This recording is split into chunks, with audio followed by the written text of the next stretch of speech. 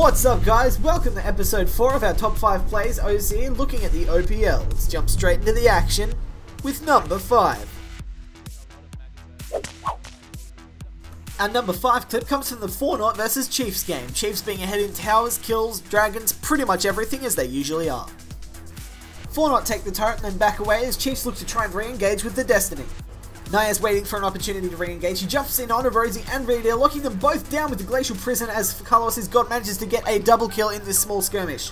What we don't see in this fight, thanks to a drunk cameraman, is that Moya actually managed to pick off Swiffer, and with a little bit of supporting help from Zaldo and the shields keeping him alive, managed to take a double kill against the Maokai, giving this a 4-0 advantage in the way of 4-0. Please don't hate me for the spoilers, but the reason that this play is such a big deal is because it prompted the first ever loss of Chiefs in an amazing comeback. I mean, for fuck's sake, Chiefs lost! That doesn't happen, Number 4. Our number 4 clip comes from the Vanguard versus Team 4-0, with Johnny channeling his inner mad life. This clip starts at the end of a trade with Maz looking pretty low, but he does manage to pick off Zaldo with a nice snipe. Naya's still here and ready to commit for a dive. He flashes in, getting the Cataclysm down, forcing the flash from Maz, who does live, and meanwhile Naya himself does fall to the auto attacks and tower attacks from Johnny. Johnny pops his soul shackles, going in onto CNJ, landing a nice stun. It looks like the trade's over, but Johnny, feeling confident, flashes to the side, getting a nice dark binding onto CNJ, and dropping him with a few auto attacks for the unofficial double kill. God, that support is fair. Number 3.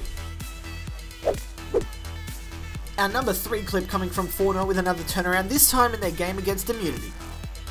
T-Gun runs in, popping the soul shackles, catching both 4-0 members, and managing to keep the stun on both of them before landing a nice dark binding and a lot of free damage on a CNJ. Immunity split up and CNJ chases down T-Gun while Zaldo distracts Uberbro. Ryu shows up to the party, however 4-0 have managed to create some space. At the same time, both of the mid laners managed to rotate around. Let's speed things up a bit because a few things happen here, but not much of it's important until now. CNJ jumps on Uberbro with the Fate's Call, throwing Zaldo behind him, forcing out the flash and getting in the auto attack to secure the kill. Ryu is trying to jump on a CNJ, however you just can't catch Kalista. Zaldo is getting some healing down for the rest of his team. Ryu jumps in, however he's a little bit too far forward. With all the slows, he does eventually fall to 4-0. Remember how at the start of this clip Amun was farming top lane? Well, this fight's gone on for so long that now he's made his way to bottom lane and he's picking on Zahi. Naya throws out Curse of the Sad Mummy, locking Zahi in place as Moya decides to interrupt this friendly one-on-one of the junglers, throwing out a shuriken to pick up this 4th kill in a very elongated fight. Number 2. Our number 2 clip comes from Direwolves versus Sudden Fear, with Moon just showing some impressive kiting mechanics. Direwolves take the inhibitor and get out, but an unstoppable onslaught splits the team. Moon, who rotated around to the side, finds Sharp and manages to get a lot of free damage onto him, picking up the first kill while using the culling to completely zone out Direwolves. Direwolves show no fear in Sudden Fear's base, doing some damage, eventually getting the kill onto Brawler and a pink. King and Moon get a little bit too close to this fight, while King dies, Moon manages to lifesteal up and uses Summoner Spell Heal to get away. Yo-Yo doesn't give up chase as Moon turns with a lot of damage thanks to his passive on Light Slinger and manages to get the double kill. Perfection throws out the Glacial Path, throwing an Ice Shot at Moon, getting a lot of damage down, however he dashes away from the second one. Christmas Tree runs interference as Apabs jumps in, killing off Perfection before falling himself, and then Shuffer has a choice. My mind's telling me no, but my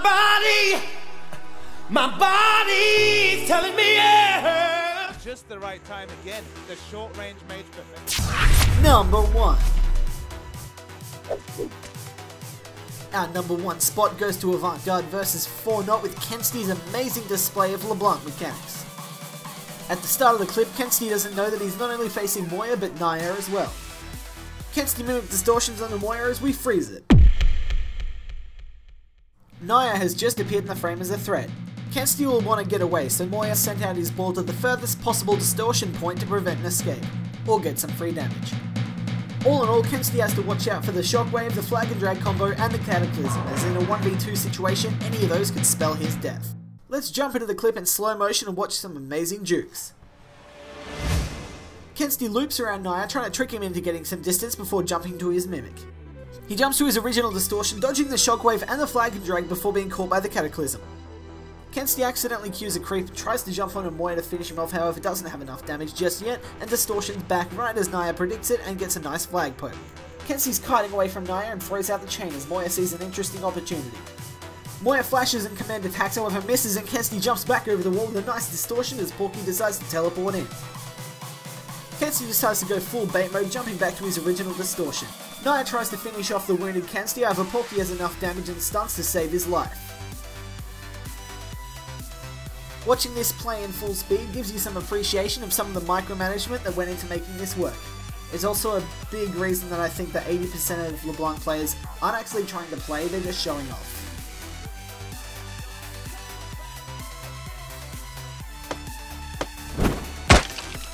Dishonorable mention. Turrets might do a lot of damage, but killing them is totally worth it.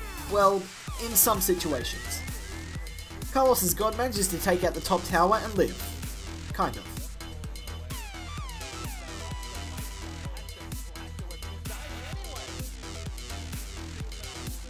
Just falling away, but DPS down. Carlos's god might die. Has to flash away, but he dies anyway. Thanks for watching another episode of the OCE Pro Top 5 Plays. You can click on the links on the screen to either subscribe or go to a playlist of our videos, or you can check out all the links in the description for the rest of our social media stuff like Facebook, Twitter, MySpace if people still use that. Anyway, I'll see you guys next time.